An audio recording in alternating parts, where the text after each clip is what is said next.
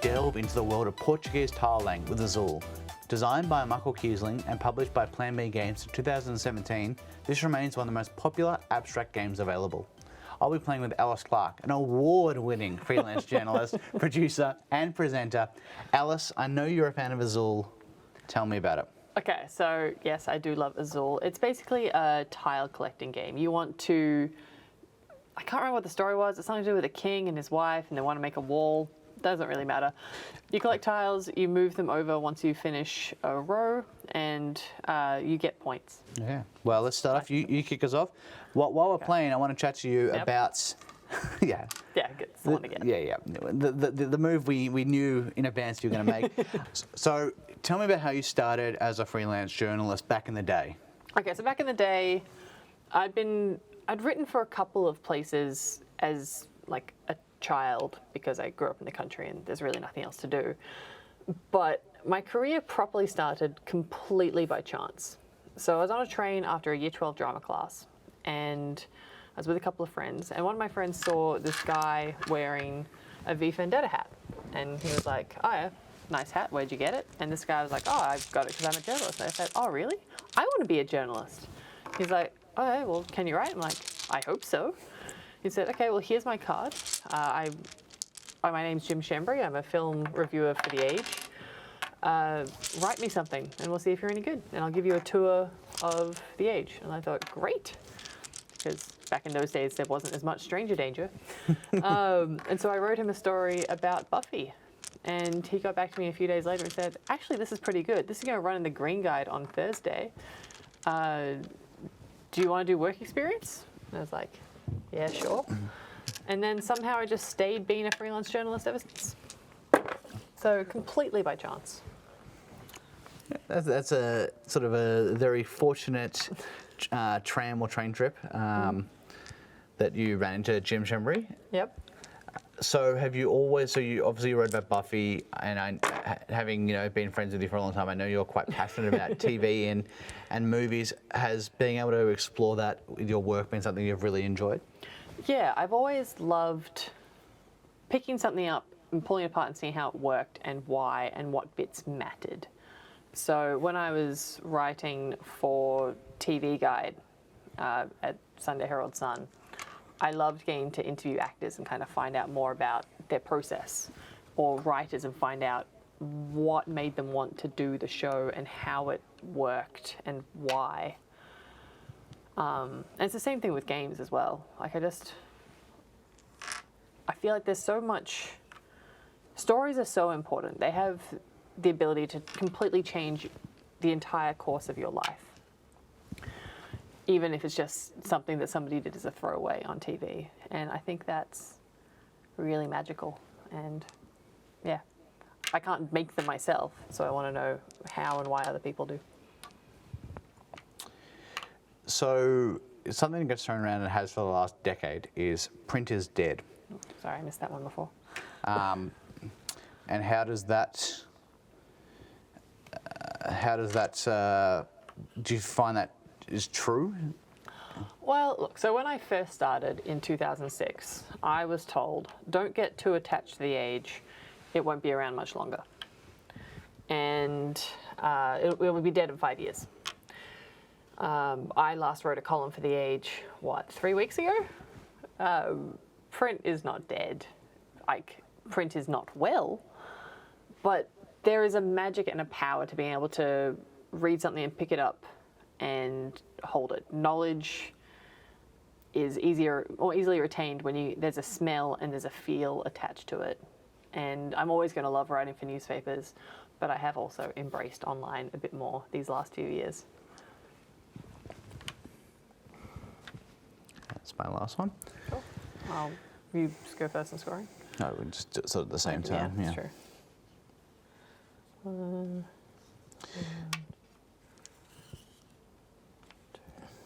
going to lose this game very badly. This high-stake game that we're playing. High-stakes game. Look, I'm very competitive at all times, as one should be in games. The old the joke with Magic that it's a zero-sum game and you need to have all of it. Yep. one thing that I think of New Game Plus, having known you for a long time, and being friends with you, is being jealous of the jet setting that you've done over the years. A lot of us have been to E3 in America, but you've sort of really travelled quite a lot. Yep. Can you tell me about some cool times that you've had? So I've been really, really lucky to get to go on some amazing trips. Now, I should say, a lot of people assume that these are like really glamorous and incredible and you're flying business class and spending weeks away overseas. This is not the case, particularly in games. You will fly, like if they could put you in the luggage compartment, they would.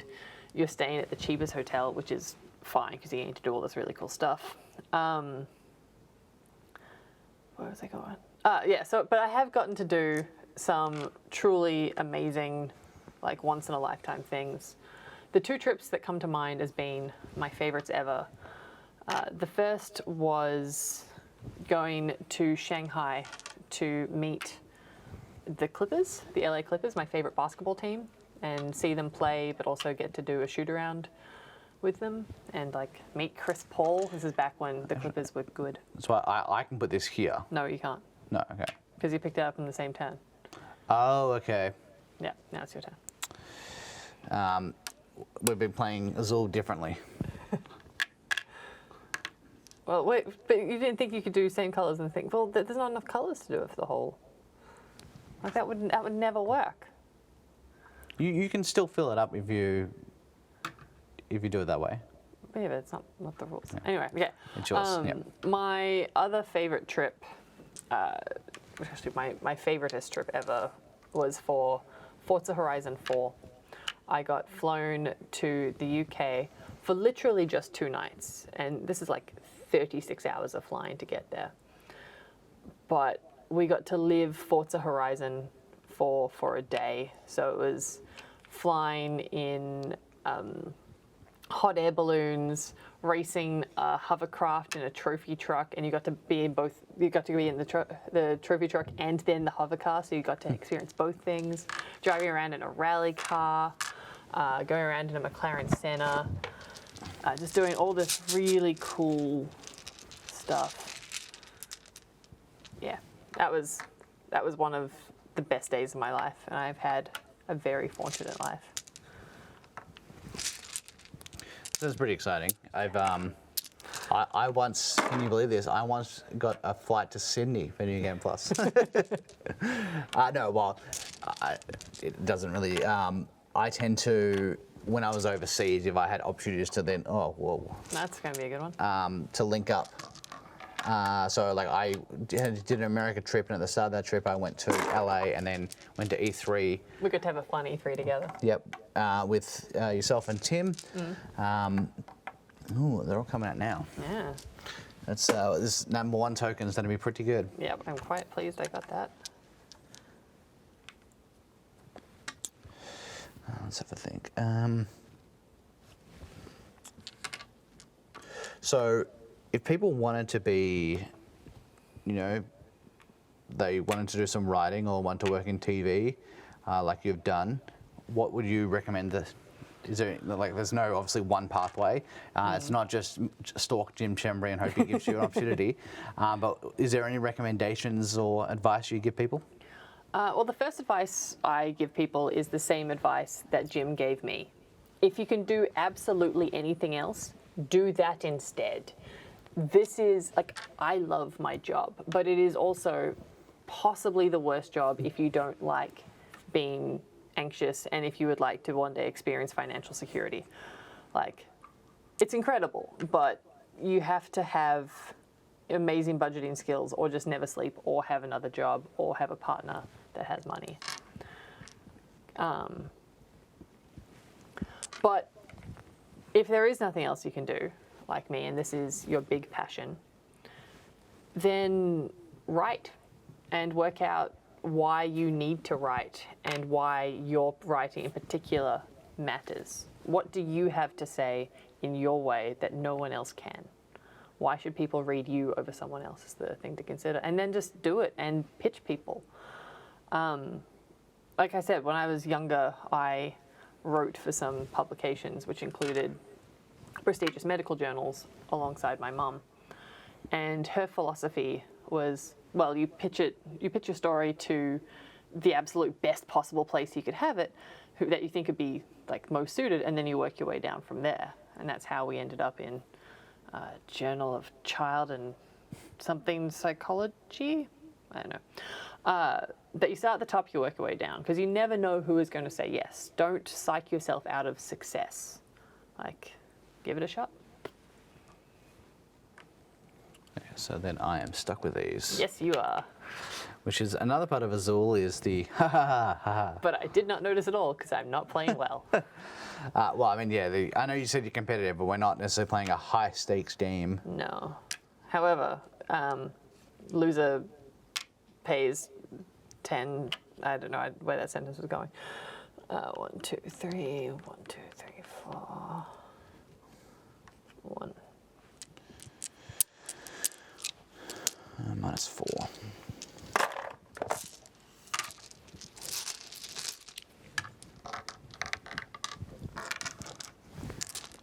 So you were talking about having a unique voice.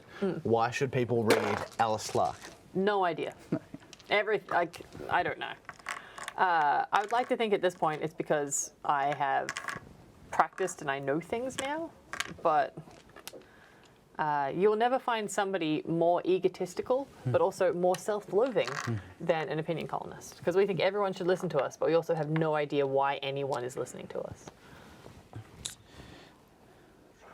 Ooh. What do I want to take? I think I want to grab these reds. Of course. I'm going to grab these reds. Yes, I do. Do I? No, too late now. No, you can adjust it if you No, want. I've committed. This could be a bad idea or a good idea. You'll never know. Or don't want to, like I lose a point, but I stop you from getting the reds. I think I want to do that. Ah, God damn it. So I know you were saying off camera that you and your wife, Karma, play this game a lot. What other games sort of got in rotation for you guys? So we got into a habit during lockdown 2, I think, because we're in Melbourne, we had 6 lockdowns.